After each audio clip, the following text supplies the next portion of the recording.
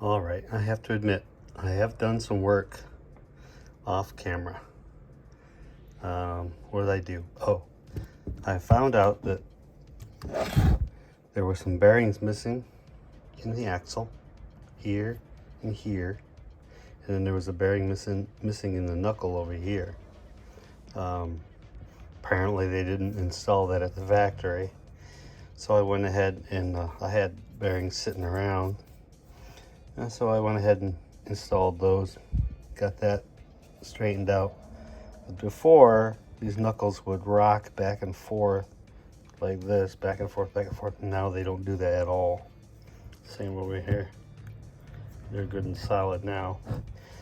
I plan on, saw a video where somebody took one of these links out and put a Panhard bar in. So I'm gonna do that because there's, see the bump steer?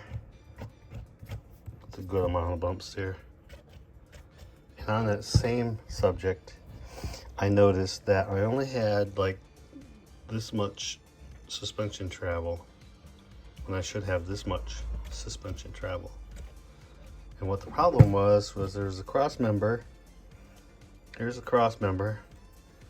It was in there, and the battery tray right there, the battery tray screwed to it. And this was hitting on the lower links, these links here.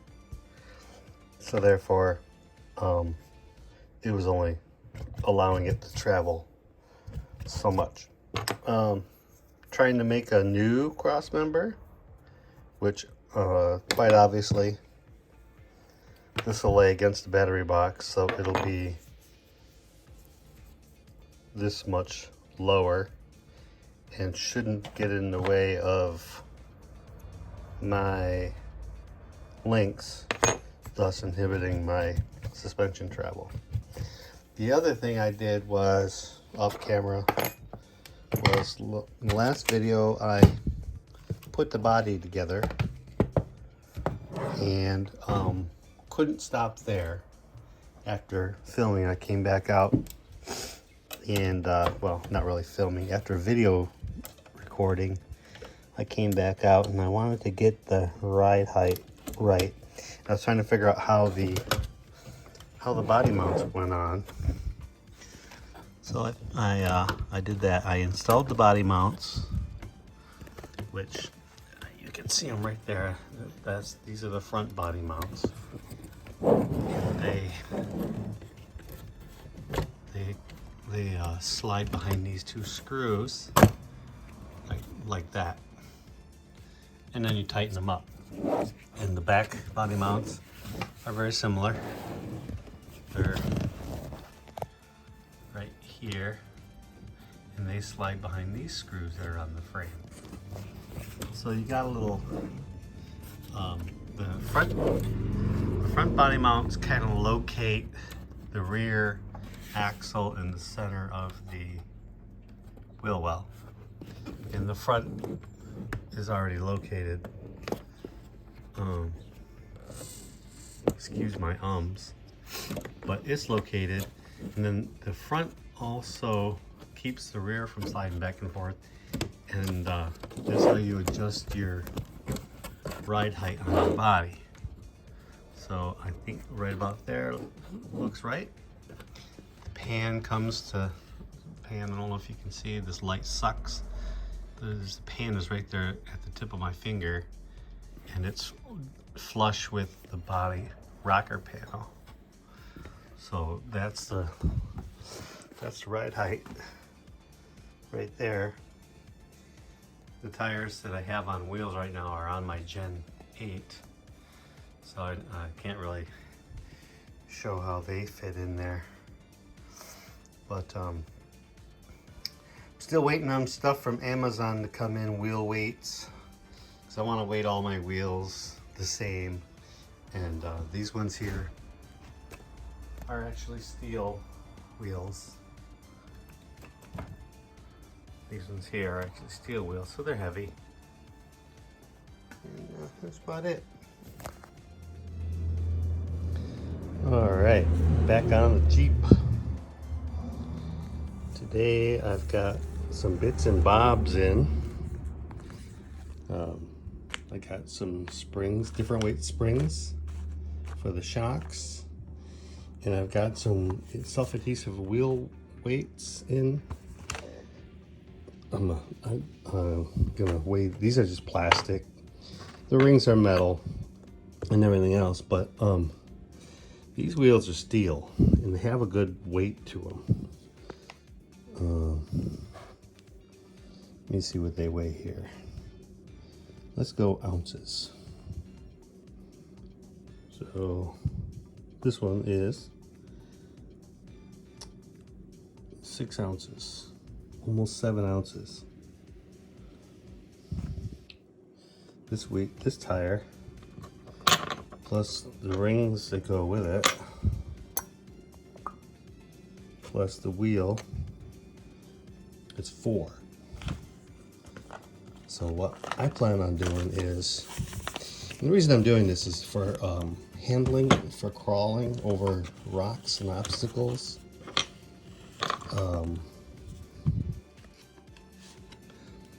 Crawlers go over them better with weighted wheels because the wheels kind of pull back down.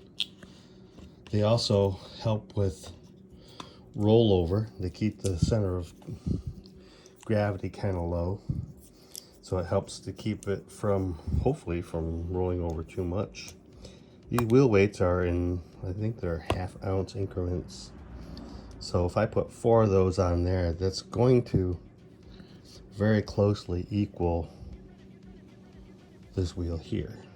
So that'd be a good hefty weighted wheel.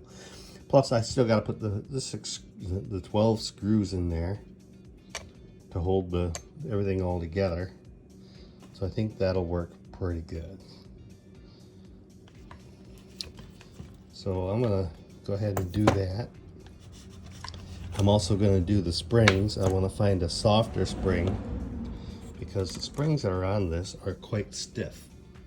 And if you notice in other videos, I mean, you see it's not, my other crawler, I could pick this up, I could pick it up and it would flex, and it's not flexing, you know, so that makes one tire come off the ground, which inevitably makes me lose grip as well.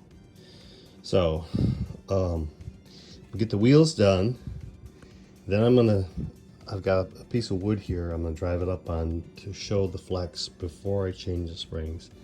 Then I'll change the springs to a softer spring and then show the flex after I change the springs. So I'm gonna put the camera in its little holder so I can have 2 hands to do this work, and we'll get her going.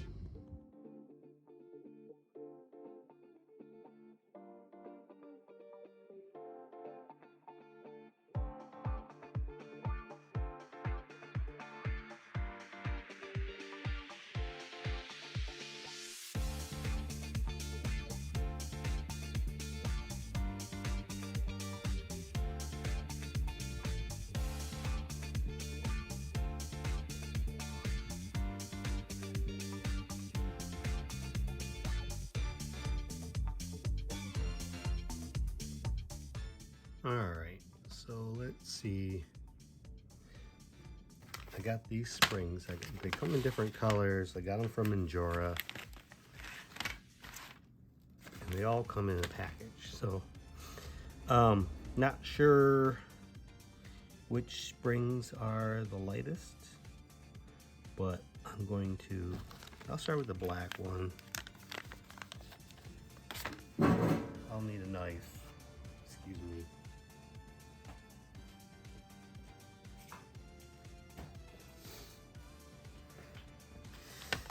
So we'll cut that bad boy open,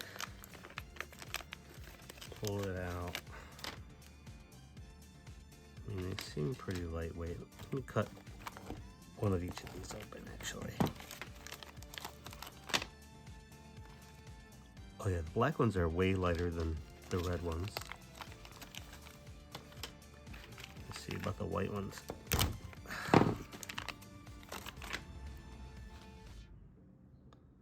Black ones are lighter than the white ones, but the white ones are lighter than the red ones.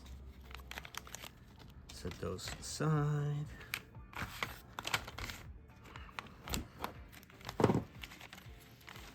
Blue ones, ooh, blue ones are heavier than the red ones. Okay. So right now it's between the white and the black. Let's try the yellow ones. Yellow ones would look cool on there. Yellow ones.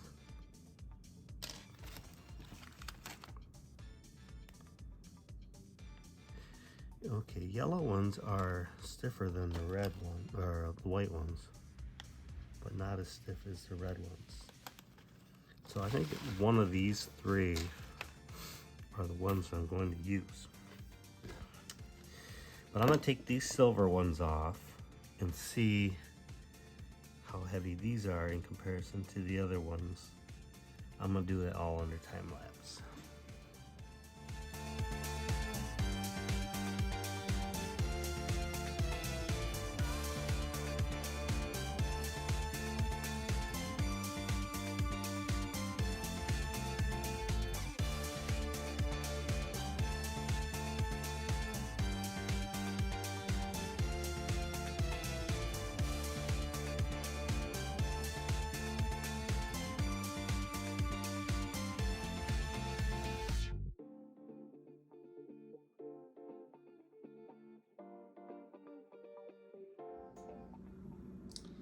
All right, I got wheels and tires on there. This is before spring change.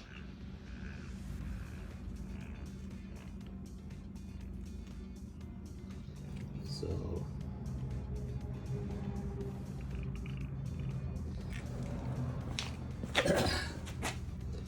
sorry about the lighting. So there we got a back tire off the ground, and the front tire is right near the top of that chock block. Back tire is off the ground.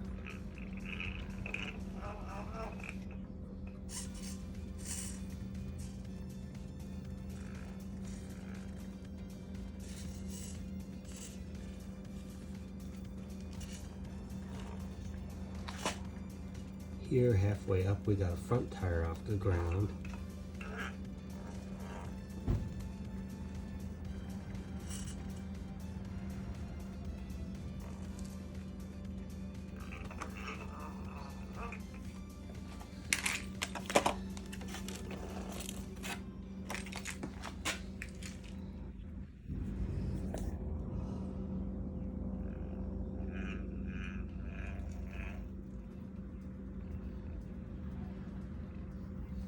Front tire off the ground on that side. And then we tip back.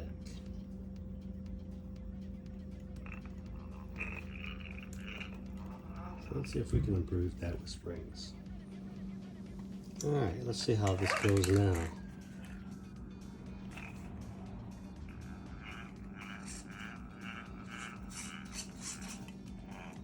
I put the black springs on here. That tire is still on the floor. Now it's come off because it's now up in the, both the back tires are still on the ground.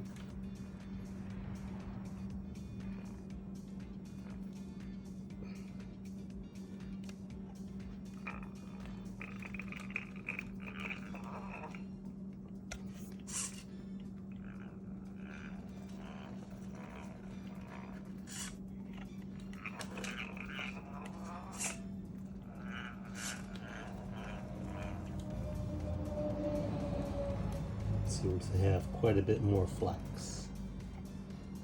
Now that back tire is off the ground because it's all flexed out.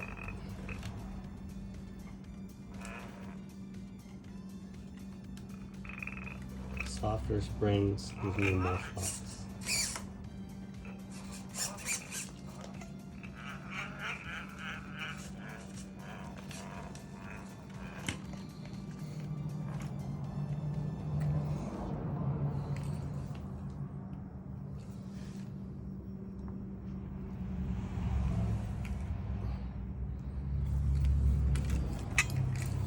What do you think? I think the black ones were good.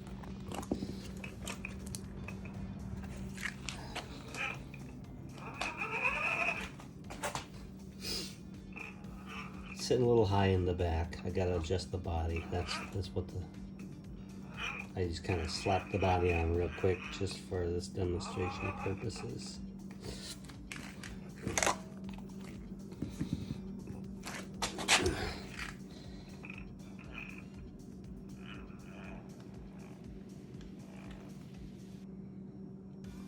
Yeah, see, before that front tire was coming off the ground. Back tire's off the ground now, but like I said, the suspension, it looks like it's all flexed out. And I got more flex in the front because I changed that cross member out underneath the battery bar. I made an aluminum one. I had a video on that. Or else that would not be flexing like that at all.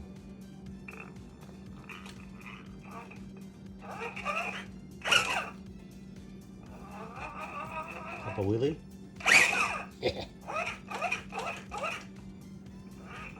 Alright.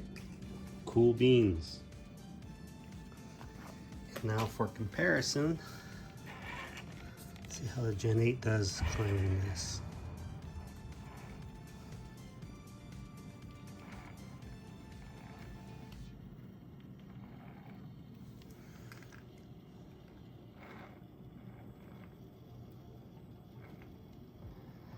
Yeah, Gen 8 is way more flex. I got all tires on the ground. All 4 points contact still. Now granted, the tires that are on here are way softer than the tires I was testing the Jeep with. But look at that. Everything's on the, well, that one back tire just came off the ground right there.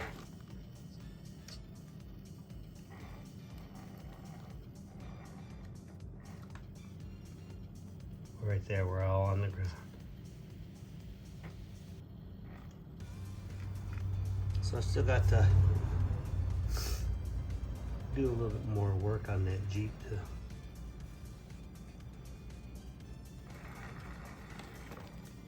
As far as its capabilities go.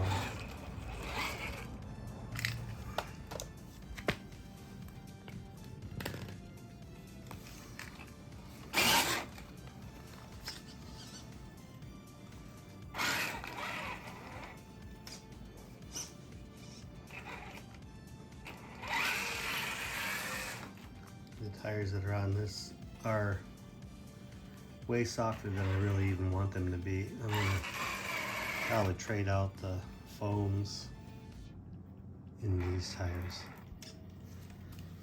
But they do conform very well to the obstacles and whatnot. I mean, look at that.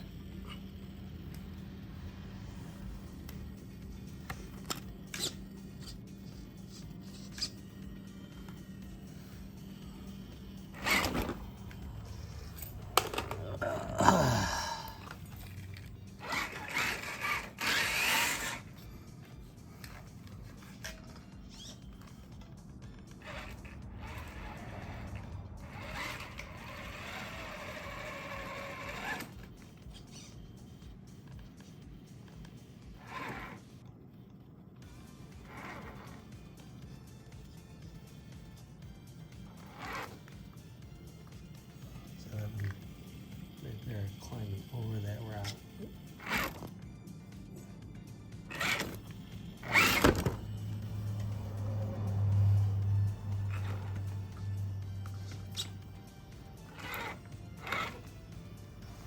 And then this tire back here.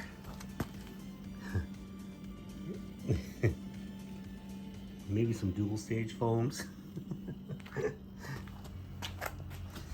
Look at that bad boy though. I love this truck. I want the Jeep to be able to do the same, have the same capabilities. Now I know the Jeep's chassis is inferior to the Gen 8. It doesn't have portal axles like this has portal axles on it. and it's the Jeep's chassis is an Injora SCX 10.2 clone. But I know, I have faith in that other chassis, I think. I mean, look at that flex, it's crazy. Look at this tire deflection. It's like a hand gripping onto something. So cool.